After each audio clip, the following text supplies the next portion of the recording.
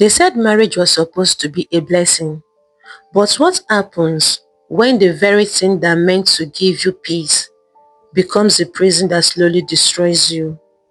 This is not just a story, it is a warning, a mirror, and a lesson. Sometimes, the sweetest promises hide the deadliest traps, and not every door that looks golden should be walked through. Mma was a woman whose beauty made people stop in their tracks. Her skin glowed like fresh palm wine in the morning sun. Her eyes were round and bright, and her smile could melt even the hardest of hearts. Men whispered her name in the market, in the street, and even in quiet drinking places. Everywhere she went, people noticed her. Mothers want their sons to stay away from her, but those sons never listened. Fathers want their daughters not to envy her, but those daughters could not help staring. Mma was like a goddess walking among mortals, but behind that beauty, there was something dark. Mma had no self-control. She loved men too much. She did not care if they were married, young, old, rich, or poor. If a man gave her attention, she was ready to open her doors. Even when she was still living with her mother, rumors spread about her. The apprentices in her mother's shop had all tasted her body. They bragged about it behind her back, yet still kept going back. Random men on the street knew her secrets, and drivers who carried her around were not spared. People began to say, "This girl is not a blessing. She is a curse in disguise." Her mother, however, saw nothing wrong. She too had lived a reckless life. She was once married to a good man, but she brought many lovers into their home. Neighbors remembered how her husband died suddenly after years of humiliation. They whispered that it was a shameless life that killed him. Now, her daughter Mma was walking in her footsteps, but Mma didn't care. When people gossiped about her, she laughed. When mothers called her names, she mocked them. She believed that her beauty would always save her. She believed that no matter what happened, men would not resist her. Yet, people shook their head. They said, one day, this girl's beauty will bring sorrow to her home. And they were right, because soon, a man named Ikechukwu would step into her life. Ikechukwu was a man many people respected. He was tall, gentle, and very hardworking. In his early 30s, he was already a successful businessman. He had big shops in the city, many boys under him as apprentices, and friends who admired his wisdom. But life is full of ups and downs. Suddenly, things changed for Ikechukwu. His business started failing. Goods that used to sell quickly began to waste in his shop. Customers stopped coming. His trucks broke down one after the other. Even his loyal workers started leaving. At first, he thought it was just a bad season, but as months passed, things grew worse. The one rich Ikechukwu became a shadow of himself. Friends who used to praise him began to mock him quietly. Some said, maybe his wealth was not clean. Others said, his time has passed. Ikechukwu felt shame burning inside him. He had promised his family and friends that he would remain successful. He could not bear the thought of being called a failure. One day, he went to see a woman who was also in his line of business. This woman was none other than Mma's mother. She was still strong and powerful in trade. Her shops were always full. Her goods were moving well, and her apprentices respected her.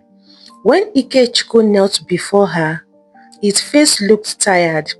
His voice was heavy. He begged, "Big Mama, please help me. My business is collapsing. I don't know what else to do." The woman looked at him and smiled a strange smile. Then she said slowly, "Ikechukwu, I can help you. I can open doors for you again. But there is one condition." Ikechukwu was desperate.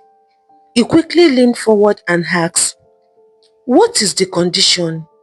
"I will do anything."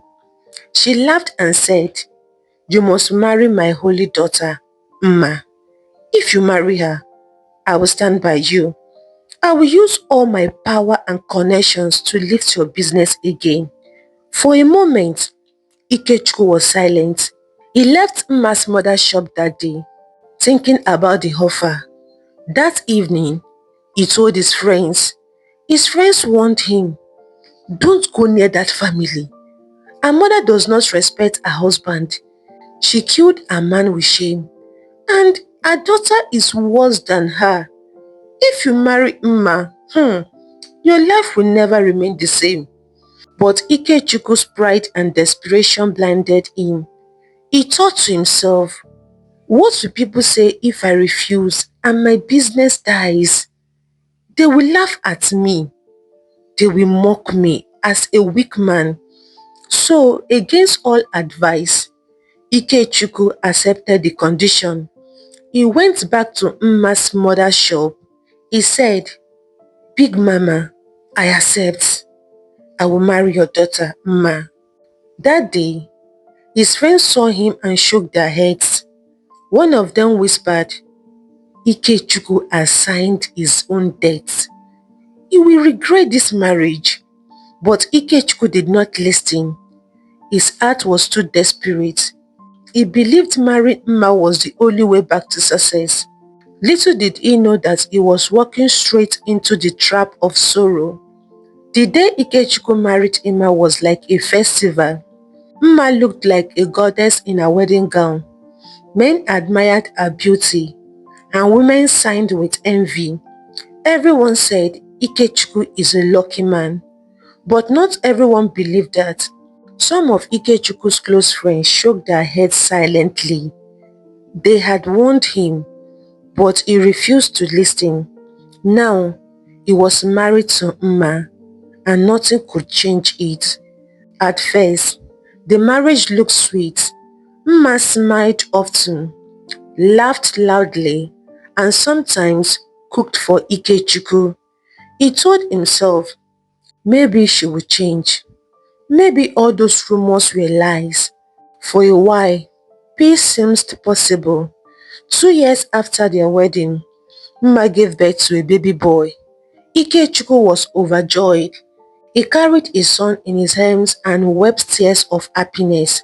But not long after, Mma made a shocking decision. She secretly tied her womb.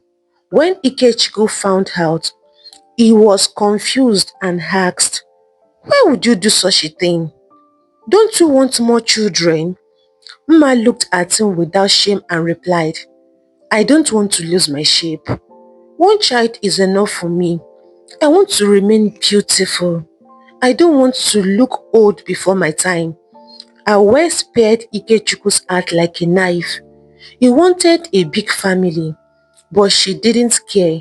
She only cared about her body and how men looked at her. From that time, Mma stopped pretending. She began to show her true colors.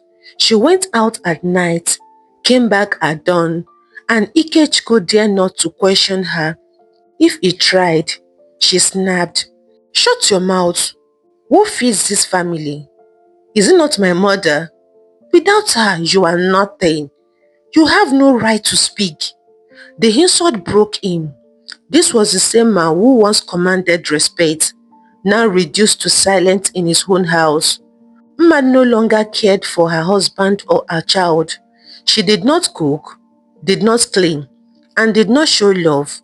Ikechukwu became the one doing everything, washing the baby's clothes, cooking meals, sweeping floors while Mma painted her face, wore short dresses and entertained men. Sometimes, Ikechukwu came home to find strange men in his house. Once, He caught Mma with a man on their home bed. His knee grew weak, his voice failed him, and his heart felt like it would stop. But instead of apologizing, Mma laughed in his face. Every insult pushed Ikem further into despair. The once proud businessman now looked like a slave in his own house.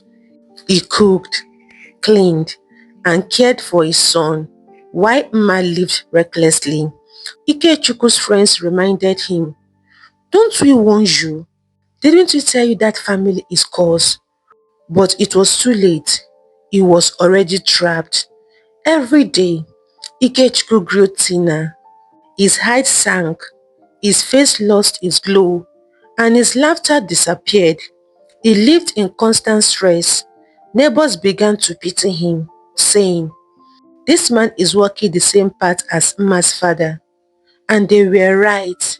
The storm that killed Mma's father was now gathering over Ikechukwu's life. Each day his health weakened. He no longer walked with pride. His shoulders bent like a man carrying a heavy load. His eyes lost their light, and his voice carried no strength. People who once admired him for his wealth and success now pitied him. Neighbors began to whisper whenever he passed, "Is that not Ikechukwu, the rich man?" One would ask, "Yes, the same Ikechukwu." Another would reply, "But look at him now. His wife has turned him into a shadow." The gossip did not stop in the street. Even in the market, apprentices laughed behind his back. Some of his old friends avoided him because they could not bear to see how low he had fallen. Others mocked him in secret, saying, "How can a lion become a goat? Look at what marriage has done to him." Inside his home, the humiliation grew worse. Mma no longer hid her lifestyle. Men came and left at odd hours, sometimes bold enough to sit in Ikechukwu's living room, drinking his wine. One evening, when Ikechukwu returned from running errand, he met Mmas dancing in the parlor with another man. His chest tightened, his hand trembled, but he could not speak. He simply turned away, tears burning his eyes. When he tried to warn her about her behavior, she shouted him down. "Are you mad? Who are you to question me? If not for my mother, you would be begging in the street today. You are nothing without us." Those words became like shame around Ikechukwu's heart. He stopped speaking. He stopped defending himself. He began to swallow his pain in silence. Night after night, his family noticed the change in him. His elder sisters visited one afternoon and found him looking pale and weak. She begged him, "Ikechukwu, leave that woman. Come back home before she destroys you." But Ikechukwu shook his head slowly. "I cannot leave my son. If I go, who will care for him? I will endure." Endure? That word became his prison. Soon, he stopped sleeping well. He would wake in the night sweating, his chest heavy. Sometimes, he sat by the window till morning, staring into the dark sky. His heart beat too fast, his hands shook, and his thoughts raced. Yet, he kept it to himself. Ikechukwu had carried his pain in silence for years, but one day, he could no longer endure. The humiliation was too heavy. He decided to speak out. He went to his mother-in-law, hoping she would correct her daughter. He poured out his heart, his voice shaking. "Big Mama, I cannot take this anymore. Your daughter insults me, sleeps with other men, and treats me like a slave. Please, talk to her." But instead of showing pity, the woman laughed coldly. Her face held no mercy. She leaned forward and said, "Ikechukwu, endure it. Do you think you can do anything?" Let me remind you, your business, your house, your wealth, it all comes from me. It was part of our agreement. If anything happens to my daughter, I will strip you back to nothing. You will be a beggar again. I always hit Ikechukwu like a whip. His chest tightened. He walked out of her house broken, his pride crushed into dust. That evening, he made a decision. He went to his family and told them everything. His voice shook as he explained how Ma has been disgracing him, how her mother mocked him, how his home had turned into a prison. His family was angry. They came together and confronted Ma. They want her to change. They cautioned her not to destroy their brother. For a moment, Ikechukwu felt hope. He thought maybe she would change now, but he was wrong. The moment his family left, Mma's face turned dark and fury. She ran to her mother, and together they plotted revenge. Days later, a group of street boys stormed Ikechukwu's shop. They beat him mercilessly, kicked and punched rain on him until he collapsed, bleeding. Ikechukwu was rushed to the hospital. He spent weeks there, weak and broken, his body covered with wounds. News spread quickly. Friends and family came to see him. Some cried as they looked at him. Some begged him, Ikechukwu, leave this marriage before it kills you. Your life is more valuable than this shame. Others said, your son will grow without a father if you continue like this. Save yourself. But Ikechukwu was stunned. He sat on the hospital bed, staring at the ceiling, fear filling his heart. If he leaves the marriage, he would lose everything. His business, his house, his dignity. He would return to nothing. That thought scared him more than death itself. So when he finally left the hospital, he returned to the same house, the same prison, the same torment, but his body was already weak. His mind was already broken. His blood pressure rose dangerously high. One night, as he sat in the parlor alone, his chest began to pound. He gasped for air, clenching his chest, his eyes widened in fear. He tried to call out for help, but his voice failed him. He staggered, fell to the ground, and breathed his last. Ikechukwu was gone. The man who once had wealth, respect, and dreams had been destroyed, not by poverty, but by humiliation and shame. When news of Ikechukwu's death spread, the whole community shook. People cried in the street. His family wailed and tore their clothes in grief. His sisters rolled on the ground, shouting, "Ma has killed our brother. She has done what her mother did before her. History has repeated itself." At the burial, sorrow filled the air. His coffin lay quietly, while his mother sat under a tree, her eyes swollen from crying. She kept saying, "My only son, my hope, gone too soon." The family refused to hide their anger. After the burial, they gathered before the elders of the land and laid their complaint. Ikechukwu father stood up and said with a heavy voice, "We warned him. We told him not to marry into the family. Now, see what has happened. That girl and her mother has sent him to an early grave. We will not allow this evil to continue." The elders nodded. They too knew the history of Mma's family. They had seen how her father died in shame and how his mother never showed remorse. Now, it had happened again. In front of the whole community, Ikechukwu's family called out a curse. They raised their hands to the heaven and declared, Mma and her mother, hear us today.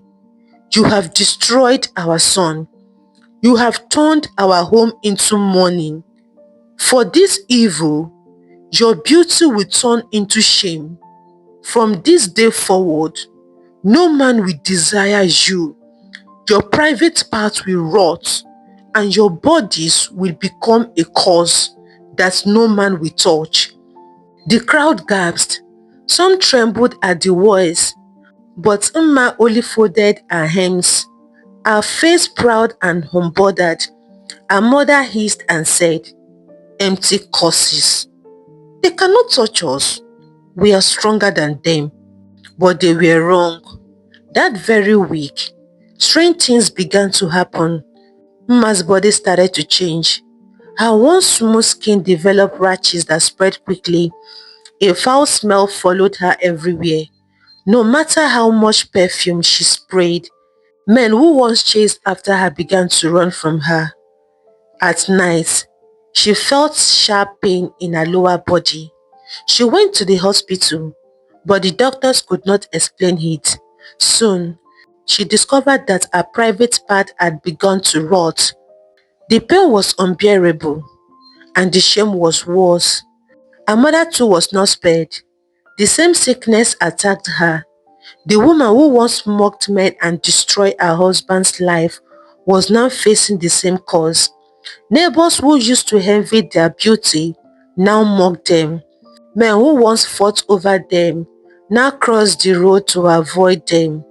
The two women who once held their heads high now walked with shame, covering their faces. But the matter did not end there. Ikechukwu's family took away his son from Mma. To be sure, they conducted a DNA test, and it was confirmed that the boy truly belongs to Ikechukwu. The child was embraced into the family, raised with love and dignity, while Mma and her mother was left alone to wallow in their disgrace. Lessons from the story. This story is a clear reminder that marriage is not a prison and walking away is not a cause. Too many people stay trapped in a relationship because of fear. Fear of what people will say, fear of being alone, fear of starting over. But what is the use of staying where love has died and danger has moved in? Ikechukwu saw the red flags, but he ignored them because of beauty and sweet promises. Many times, the sweetest offers hide the deadliest poisons. Not every smile is love, not every gift is a blessing, and not every I love you is true. To everyone listening, learn to walk away when peace is gone. Learn to walk away when your heart keeps warning you. Staying in a wrong marriage or relationship can bury your destiny, but living can save your life. Marriage is meant to bring joy, not sorrow. A partner is meant to add to your destiny, not cut it short. So, don't let society or family force you into staying where you know your soul is dying. Walking away is not weakness, it is wisdom. Walking away is not failure, it is freedom. Remember this, it is better to walk away with your life than to stay and be buried with your silence. Thank you for staying with me to the very end of this story. Remember, these stories are not just tales. They are mirrors of life, carrying truths that can guide, heal, and even save us. If this story touched your soul, don't keep it inside. Share your thoughts in the comments. I want to hear the lessons you are taking away today. If you desire more of these powerful, life-changing stories, stories that don't just entertain, but leave you wiser and stronger, then make sure you subscribe and hit the notification bell. That way you will never miss the next story that could change your perspective. Your support isn't just numbers, it is the heartbeat of this channel. Together, let's keep spreading stories that inspire, wounds, and awaken hearts all over the world. I deeply appreciate your support. I love you all. God bless you.